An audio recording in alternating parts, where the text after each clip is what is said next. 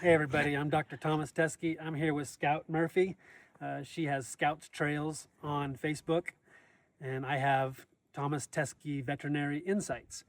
And we've been acquainted for a while and looking at their horses. And of course, I follow their amazing adventures all around America on all these trails that they go on with their horses that are kept quite naturally, which is impressive to me because uh, as a veterinarian, after 30 years now, I really appreciate the more natural approach.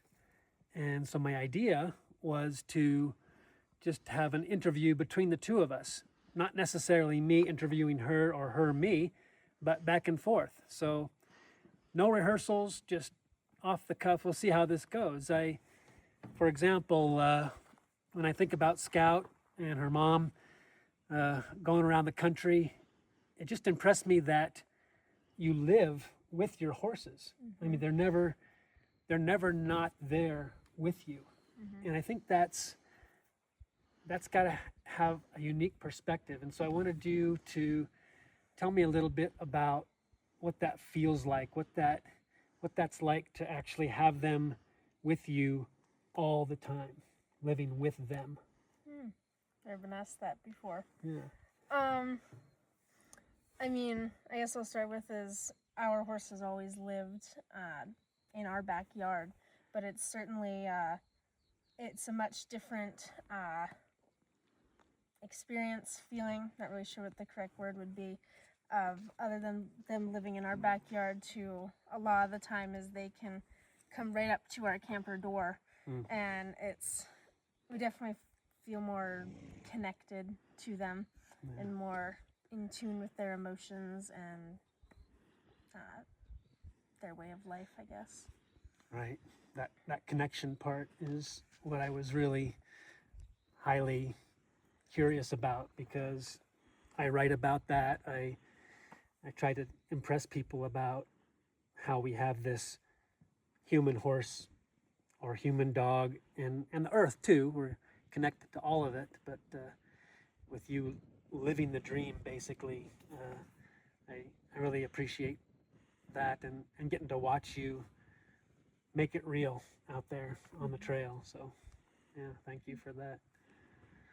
What about you? You have any curiosities about? Well, I guess first question would be, you said you've been a vet for 30 years now, but was there any specific instance or moment that made you want to do it?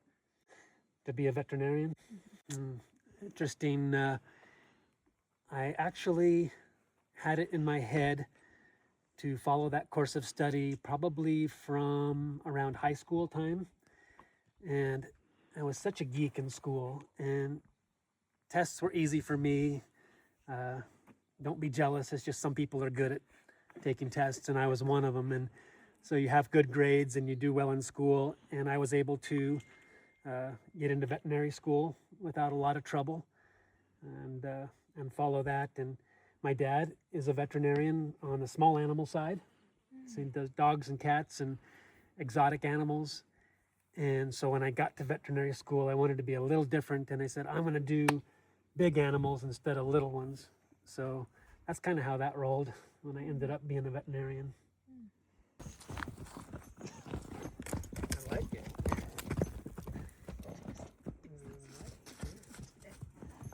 That's nice to see. I was wondering, since you're this close to the horses all the time and that connected, what is your feedback or perspective on if horses like people? Do you think horses like humans? I do. I do think they like humans. Maybe I think they definitely have opinions about different humans. I mean, I'll just use our four horses for example, or our two boys. Is they love to be around humans. They always love. I mean, you've seen both of them. They love to be right with you all the time. And I mean, there's certainly at times, our horses are very friendly, but there has been people who you can tell that they don't want to be around or they don't like, just because they get the sense and they'll just walk away or Just if those people try and come up to them, they won't do anything bad, but they'll just remove themselves from the situation. So I do think they like people, but I also think that they're intelligent enough to know when they don't like someone. And just quick follow-up to that, is it really a curiosity on their part, or do you think they're doing it to get something, like get a treat or get scratched, or is there a reward in it, or are they just, do they have a curiosity about us? Do they like the way we smell, or what more is it that might be going through their heads and hearts about what are those creatures on two legs? I think it could kind of be all or not all of it, depending on the horse. I mean, like I'll take my horse Coda for example, is she likes to be in your presence, but she never really, nor does she really want or ask for any type of like attention or food or treats or really anything really. I mean, there's certainly most of our three other horses, they do like, they're content with just being with you, not needing any type of reinforcement, I guess would be the right word. Yeah, I think that's an important distinction for people to try to feel into, simply because, you know, somebody might say, well, the horse only wants to be with you because you are giving it a treat or something. And so I'm glad to hear that you can feel that connection just because they are curious about us. So that's. And I guess another example of it is my mom's horse Joker, is after she got in a riding accident and had to spend almost a week in the hospital, and he of course didn't see her at all, and then she spent another few weeks basically just living in the camper, and he only saw her if she occasionally came outside. Is when she was finally able to go do some work on my horse trailer with me, is he just came right over and stood with her for probably an hour, not asking for anything, just Wow. hanging out with her, and just because he missed her and wanted to be in her presence. Almost like there might be a barometer inside him, like had to get his time in Yeah. with her or something interesting. Yeah. I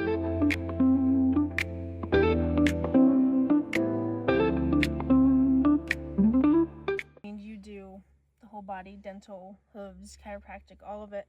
Is there any certain modality of it that you find more interesting or more challenging? Yeah. As I think about my own evolution through life and veterinary practice, I think I can most appreciate what it's like to help a horse immediately with a foot problem, a hoof problem. That being a real foundational, like literally down at the foundation of the horse next to the earth. Never underestimate how little changes there, or instead of a veterinarian saying, wow, that looks like there's a little bit of a flare or an imbalance or a separation, or that crack is not feeling too good, or this frog has an infection. Me, I'm like, immediately, I'm on it. I'm like, you mind if I take care of this real quick? And usually people are like, oh no, go ahead. My farrier can't come for next month anyway. And I'm like, oh my goodness, no, we don't want to wait a month. I got the tools right over here. Don't. And so I love fixing up these little things because it makes such a nice difference for the horses immediately. You can't say that about even a lot of medicines or surgeries or special chiropractic moves, but when you help a horse's foot with a better shape and a better function, wow, it's very cool. And then, of course, following right after that would be fixing their teeth, because that's also very rewarding. But I'm definitely a hoof geek at heart.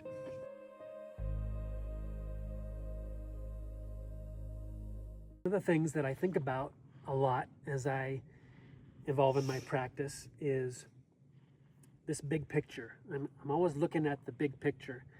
A lot of us get obsessed over, oh, what kind of shots am I going to get my horse, or what's what's the best food, what's the best grain, what's like micromanaging little things. And so as I think about the big picture, that gets me into thinking about just the welfare. What's good wellness and what is good welfare for our animals. And I'll say our animals because I'm not going to leave all of our animals out of this equation when I ask you this. And here's the question, what do you feel would be most needed on our planet right now for us to make a bigger leap towards better animal welfare, better animal care, more heart, more empathy, more, you get what I'm saying? Because we've come a long way, but I'm looking for that big jump in animal consideration, welfare. What do we need? What do we need to do? I think it's something you said is more empathy for your animals, all of your animals. I mean, well, I'll just use my own experience is now that I'm trying to find a place to keep my horses for going off to college this fall is something I've noticed is, which I kind of already knew, but most stables, people are really more catering to themselves or the owners than the horses.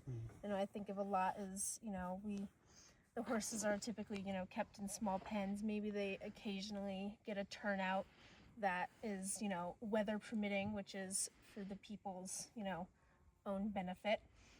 Or, they only get this certain amount of food or this only certain type of food, we're not going to cater to the horse's needs. So I think, like we both said, was the biggest thing is empathy towards the animals. And really just to listen to them and their needs I think a lot of the time, if you really listen to them, is that they're pretty clearly telling. Do you hear them in your head? I wouldn't say in my head, but more just, my mare or Tuk really is very outward in what he wants and what his needs are. It's pretty clear what he wants if he's really trying to tell you something. You have to be open to that, obviously. Yes. And so I think that's what you're saying is just that simple shift in, I would be interested in what that horse's opinion or that animal's opinion would be about whatever it is. So, cool.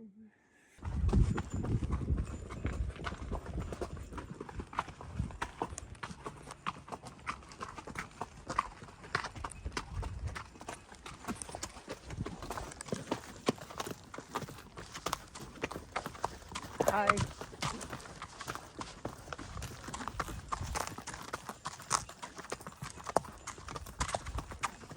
I guess going off of how you talked about you have evolved in your practice, is there any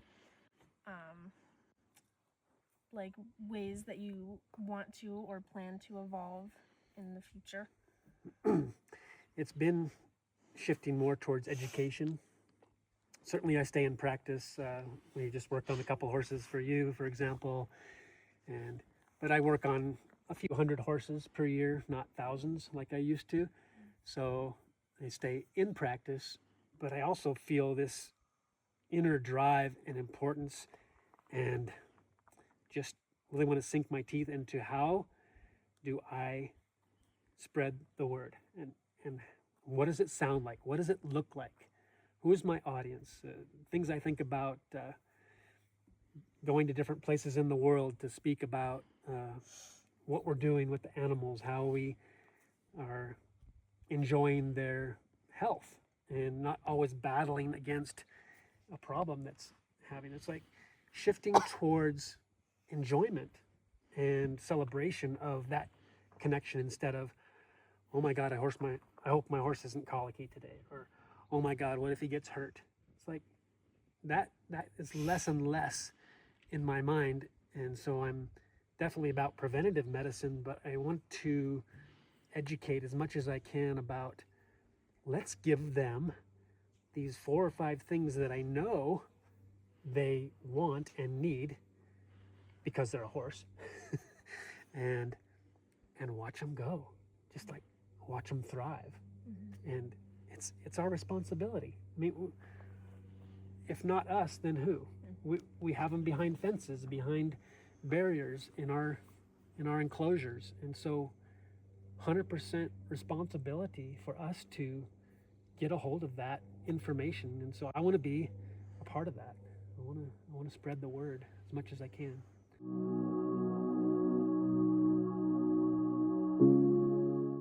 As I think about what you're doing out there and heading off to school, and I immediately tried to imagine what it would be. What would Scout want to study? And I'm like, I'm not sure. She's got this interest, and she knows technology, she knows Facebook, she knows webinars, and so that's a real curiosity. What's going to happen with your studies, or do you know? Well, I do plan to major in communications, which I chose that because I think it's a pretty broad spectrum. I can do a lot with it, whatever I choose. But I'm also minoring in environmental design, which is, I think more of it would, like what it was originally was, like designing parks, urban planning, that type of thing. But I believe that I could use it to try and create paddock paradises, which is something that we are already creating on our property down here in Arizona, that just again to better the horse's happiness and welfare. Great. That's much needed. Yes. Very Yes, it highly is. relevant.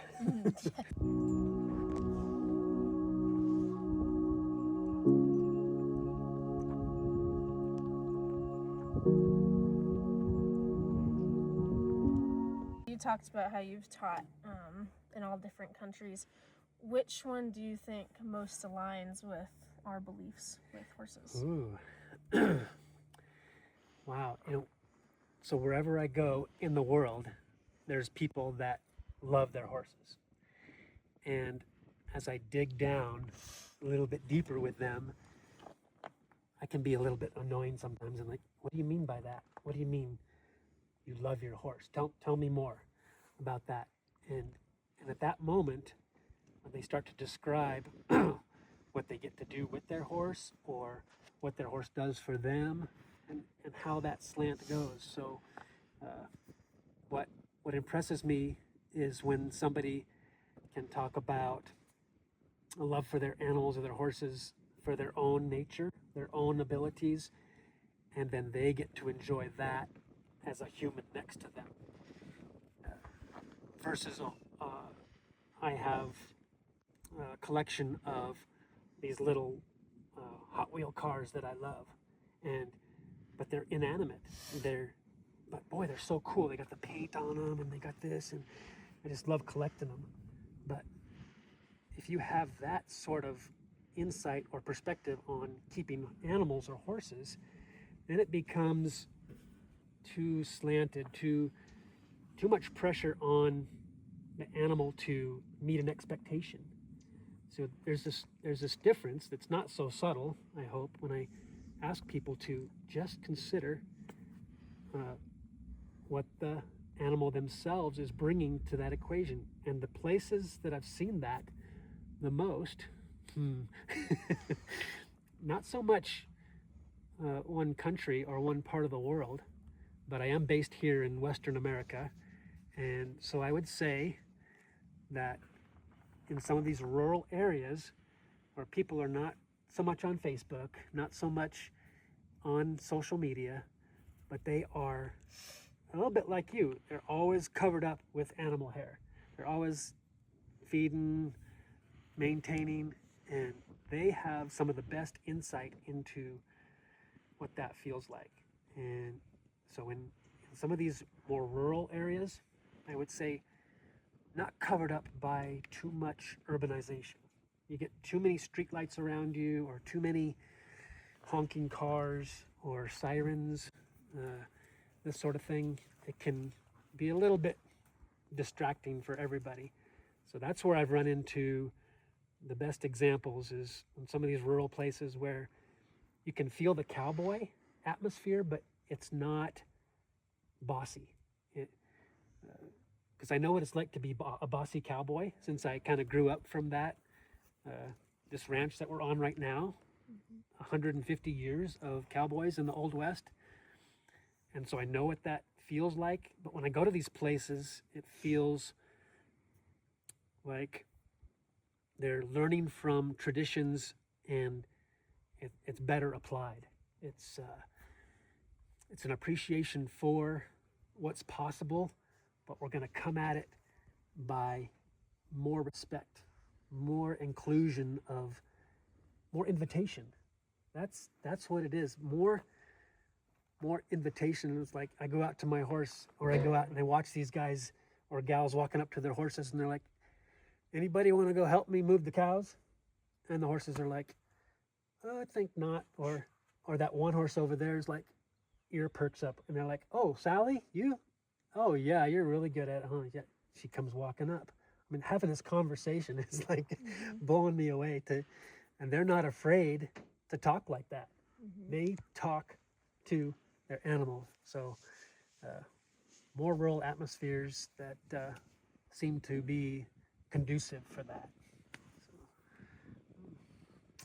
yeah, but I run into that all over the world, thankfully. I do like the Western America for habitat, although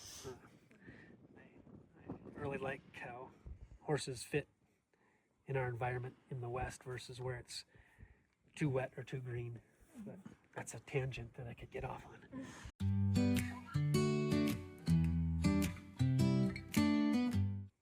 I'm still curious about how we're evolving with our relationships with animals, and what that looks like, what that feels like. For example, there's examples where, for example, dog racing is getting less and less common because the welfare of those greyhound dogs was just so poor.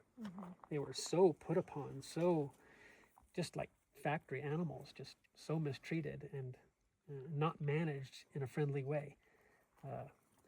Horses, you could argue, have come from, I mean, they moved America, right? They were the motor of the day. And now they're still the same animal. There's still all the horsepower, all of the strength, the training could still be there without a problem. And what I'm wondering is this evolving welfare. Where do you see, what does that look like? Instead of this looking at a horse as a tractor, or looking at a horse as, oh, that's my ride for the show coming up, or that's how I get from, basically what it is, Scout, is a horse can be a tool for somebody's ego to feel like, oh, I have a horse. And what I'm wondering is how do you see that evolving? Where are we going with this overall relationship? What do you think might happen with, I'll leave it open-ended, what you think might happen with how we are able to have these animals around? And it's kind of a welfare question again. Instead of what they used to be like tractors, what do you think they're becoming, or what do you think they're going to be? What's that going to look like? I'm going to be completely honest and say I'm not really sure. I mean, I feel like just looking at, the people who, for example, comment on my page, or the people I just see on social media, because I don't really interact with many horse people just because we're not really around a lot of them, is I think there's a lot of people who are going more in the direction of trying to not really use them as a tool, but more of a friend, and care, again, more about the animal's happiness. But I think there is still also a lot of people who are only using them as a tool, not necessarily like working, but more like a show horse as a tool for their ego, I suppose you would call it. Right. So I think it's, to me, maybe more unknown, but I think maybe there is more people now, I would assume, going in more of the direction is just wanting them to be happy rather than aiding humans. Right. Yeah, so many of those things are not bad, but if it's just the only thing that they're used for, then we're really missing out. I mean, it's such a kind of tragic, really, when you and I appreciate what is really inside and what the nature of the beast, the nature of these animals is so incredible. Yeah, I dream at night sometimes about how that's going to evolve and what our relationship's going to be like. So. Or just another thing that you could say is that more people, I believe, should be partners with their horses or even all their animals. And I'd like to think that, I don't know if educating is the right word, but with my page is bring awareness how we're partners with our horses. I mean, one example I could use is when we're riding up a steep hill is all of our horses, but especially my mom's horse Joker, is he'll stop and he'll look back at her and say, clearly say, I'm ready for you to get off and I need a little bit of a break. But then she will get off and he'll lift his tail to help tow her up the hill. And I have had she's hanging onto his tail. Yeah. Yeah, and I mean all of our horses do it. I mean, I've even taught Tuk how to do it now too. That's cool. And we've even had people, message us and say, I've left this group or I've stopped being with these people because I didn't like how they treated their horses, how they were acting, and I didn't want to be around people like that. So right. I think being a partner, being their friend, all that can be, should be, is, where it's going. I think that's a really good word to use, is the partnership, the two-way. Mm-hmm. What are we doing here? We. Yes. Not just all about me, but what are we doing here? That's great.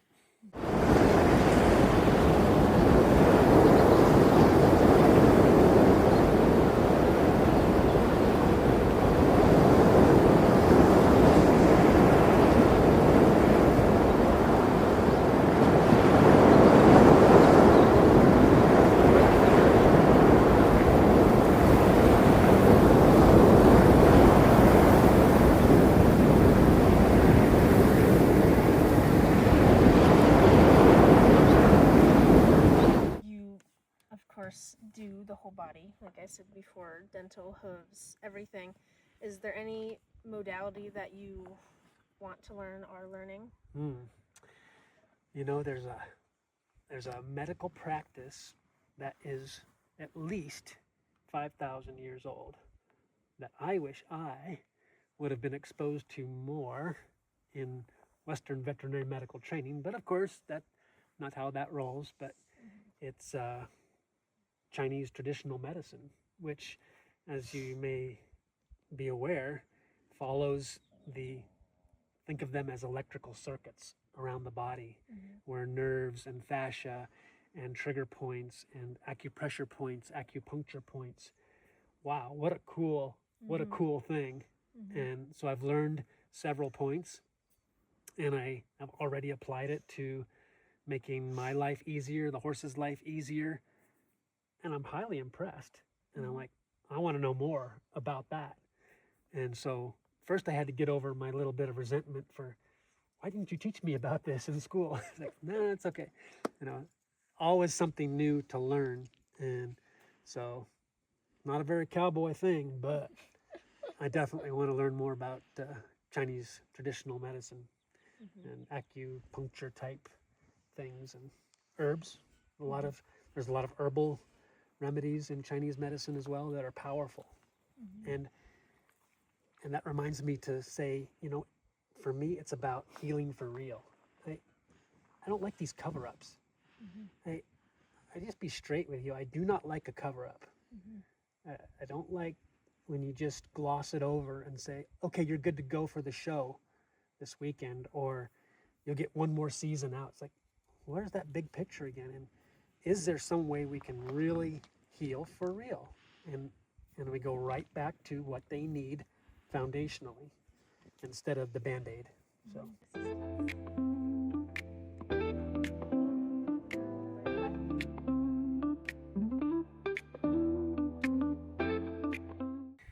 I'm curious about, as you think about when you were this big probably, and you were growing up with these horses, and these, if you were to make a memory come back to you in this moment about when you felt especially close or especially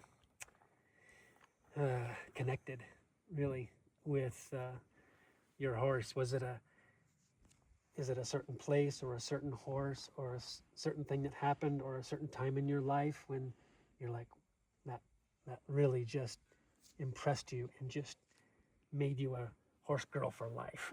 what was that? I can't really think of a specific moment that made me a horse girl for life. I think it's kind of just always been there. It was never really a certain moment. Well, I think about my first ever pony, Tonto, who I got when I was 3 weeks old.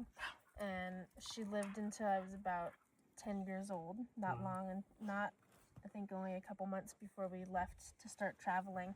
And she was, I mean, the pony that really taught me everything. I mean, That's true. Tonto did that. she was really just the pony that you could do everything on. I mean, I have a lot of memories of just being able to, I know I've said this over and over again, but be able to do anything with her. I mean, she really would take me anywhere. I'd shoot bow and arrows off of her. I'd take her. She'd go through anything with me. I could take her out by herself on my own rides. And I mean, after I had a pretty bad riding accident on one of our horses who has since passed away, she was the first horse that I was able to ride. And she, even though she was pretty old at that point and kind of in her retirement, she was able to come out of it and was really there for me for my first few rides after a really traumatic riding accident. And I really think about her a lot. Yeah. Wow. Yeah. What a gift in hindsight that horse was able to show up and hold that space for you during that time. That's life-changing. Yeah, Cool. She was a really, really amazing horse.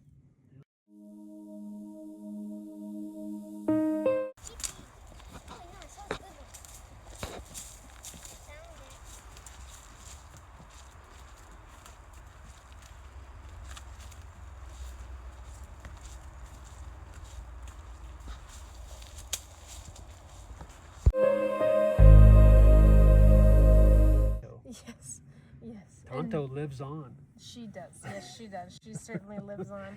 And she was one of the greatest ponies. We lived near this little neighborhood that we weren't really in, but we could ride through our woods to get to them. Thank you, Zorro. It's very nice of you to step on me. Yeah, it's snack time. And she, every year every Halloween until she passed away, I'd take her trick-or-treating with me. And she figured it out that she had to walk up the steps to every house, and she'd put her face right in the candy bowl. And it got to the point after a few years that people expected her to come, so they'd save apples and carrots for her so she could get some treats too. And she loved it. I mean, she went every year. She was excited to go. Yeah. She was Getting her sugar. Oh, She said, yes. Oh, yeah. Yes, she was very happy to go. That's very cool. And she was certainly, she taught a lot of my friends how to ride and how to be, she was, a very little pony. She was big for me at the time, but she was probably not over 14 hands. She was, or 13 hands. She was very tiny, but she was a good little lady. Yeah, thank you for telling me about Tonto. That's cool.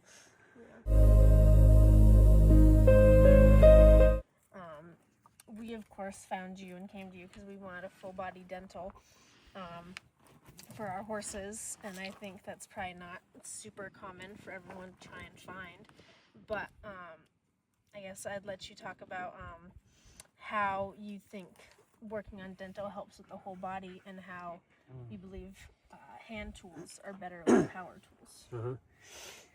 Yeah, there's an evolution with that. When I started out of veterinary school, it was only 5 years or so. I got really interested in the feet, and then since veterinarians were expected to work on teeth and come float my horse's teeth, so I learned about floating horses' teeth. Actually, I went back and did some extra classes to learn about that because we didn't get that too much in veterinary school. And so, and that and actual practice and doing that. And I wrote about this in the book that I wrote, and there's this moment that sticks out in my head, and I can still feel it and smell it and experience it when I think about how one day when I was working on these horses, and I was trimming and doing their teeth. And I'm making my notes. And I'm like, okay, this mare, okay, and this, and I'm writing down what I fixed with their feet or their heel height or their balance, and then their teeth next. I always did the feet first. And something just leaped out of the page at me like, what is that? Is that a coincidence that every horse this day was like 10 or 11 horses? Was it a coincidence that every horse that day had a pattern of being mismatched in their front feet and their mouth being crooked? And I'm like, oh, now I'm like revved up. I'm getting all geeked out on it, and the owner's like thinking I'm having a little episode or something. I'm like, wait, look at this. I'm pulling out pictures, and I'm look at this. This is not a coincidence. And so then I started keeping track of it on Excel. And I have a spreadsheet and I can pull out all these variables. I mean, you want to geek out on the connection, the whole body connections between teeth and feet and posture, and how horses travel, which way they like to turn. Geldings, mares, their age, their breed, stuff like this. Wow. I mean, it is more than just a suggestion. It is serious patterns of compensation and correlation and consequence. So things have consequences, and we can stay out of the vicious cycle of going downhill with something that's off balance. Because once a foot or a mouth starts to get imbalanced, unless we, as their caretakers, can intervene, because we put them in their artificial environment, they can't do it all themselves. We got to help them out with trimming their feet and fixing their teeth up, because they're not moving 30 miles a day and eating sagebrush and all that good stuff. So, okay, here's how we do it. Here's how we can intervene. And so, see how I get a little animated when I talk about this? It's like, yeah, that's the cool stuff. And I want to teach that, and I want to show people what that is. So, as you know, I have a book on the subject, and still got some copies of that around somewhere. But yeah, whole spreadsheets worth of data on these associations. And so, did I answer the question? I think you did, yeah. Okay. Yes. All right. Yeah. So I get one more for you? If you want. Yeah. Okay. Well, and as I was going through my practice and figuring this out, I noticed that working with the hand tools was working much better for me. I have decent strength and technique, and I keep my tools sharp. And these blades that we use on these hand tools are extremely sharp. I can actually take a long tooth down about as fast as a power tool. There's some muscle behind it, right? Mm-hmm. But I also like the end result, because when you look at horses' teeth as an arcade in there, the prettiest teeth look like one big tooth sitting in there, all connected and tight, and it's just like a sculpted mass of tooth arcade, top and bottom. And when you go over them with these specially made hand tools, the end result looks cleaner, more natural, less choppy. The problem with power tools is they go in and they bounce, and they'll leave little dings and little imperfections. Whereas with smooth action and controlled action over exactly where I want, I leave a nicer, more natural arcade in there, and much less likely to overdo it too. I see so many scary situations of taking too much tooth mass out of the horse with a power tool. It's like, give a girl or a guy a power tool and they're like, yeah, let me like, I'll make it perfect and I'll make it nice. It's like, easy, back off, maintain, push it in a good direction, look at it again in 6 to 12 months, push it in a good direction. So there's that kind of that philosophy behind it's not making a perfect weld. It's not making that corner of that furniture be perfect. It's a natural system. It's a biomechanical thing that you want to respect, and so that's my slant on how it works and ends up working better for the horse. Horses like it way better too. Yeah. Less drugs, less sedation, better relationship. I can end up working on many horses without drugs if I just back and forth with the tool. But when you've got that buzzing tool in their mouth and that tooth dust billowing out of their mouth, and you're having to wear a respirator, and they don't give the horse the respirator. I mean, how come the horses doesn't get a respirator too? So anyway, I like it better, and it's working great, and some things to keep track of. And I would say once in a while, if I had a power tool, I might be like, this tooth here really is like this much too long, and I need to really take that down. But I would be super careful with not overheating and water cooled and this sort of thing. But it's really, really, really rare. So there are exceptions, but keep in mind that whoever's the operator with these tools has to be super careful, and the chances for overdoing it with a power tool, I think you can appreciate how you just get a little bit too zealous, too much. So that's my take on that.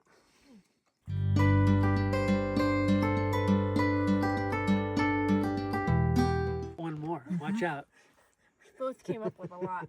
Well, I guess it's kind of a double question, is what still surprises you about horse owners, and what's something that's not common knowledge but you think should be among horse owners? What surprises horse owners? Oh, once in a while I love to show people something on their horse that they didn't realize was there. And at first they're like embarrassed. At first, like, oh my God, I never noticed that. It's like, no problem. You're not usually looking at that, but yeah, look at this. Or sometimes they're just like, oh, I kind of see, and then I have to get the tape measure out, or I have to get something out to actually measure for them, or show them the angle, or the width, or feel this, and have them put their hand inside the horse's mouth, which they're like, oh, no, it's okay, I'm watching. It's like, go ahead. I'm like, whoa. It's like, yeah, very cool. I think what is infectious about that, and what you would ask me about, what I want people to come to know, is that they've got a horse. Did you know you've got a horse here? Let me tell you about this. Here's what a horse is capable of, because I know you've done these amazing things, but you're gonna love this. You pay attention to this. Look at this getting better here. Look at this getting better in their mouth. When we reach to this point, you're gonna love this, because I know I've seen it before. And sure enough, next time I see them or they message me back and they're like, "You're not going to believe this." I'm like, "Oh, I would believe it." Because I see it. It's like, yeah. So we took care of this. We took care of this. And you're on the team. So thank you for being on the team to do that, to make that possible. You made the call. You're paying the bill. You're watching things move in a good direction. So that feels so good to help people along in that way. And if I did my job right, I should be out of a job. I mean, really, if I convinced people to keep their horses the way I would love horses to be kept, they'd be self-trimming. They, like looking at your horse's feet, I mean, very little. A little rasp here, a little rasp, hardly anything, because it's so much movement and good ground, for example. So now the trimmer is out of a job. But hey, let's come over and have lunch, or let's have a drink, or let's, we can do other things together besides just getting together to trim horses, or go for a ride, or just get together and have fun. So that would be the most rewarding and the coolest thing to help people with is, did you know you have a horse? Like, look at this. This is cool. So, yeah. Thank you for that back and forth. Usually it's only people asking me questions, so I wanted to ask you some too. And thank you for doing what you do out there. Thank you. And same to you. Yeah, we're leading by example, I feel. And yeah, team approach. Awesome.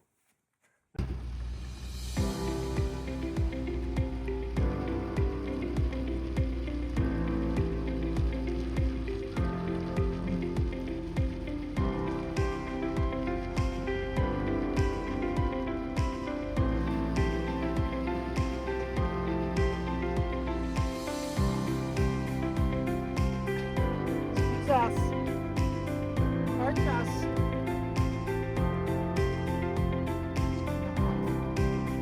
I'm sorry, ma'am.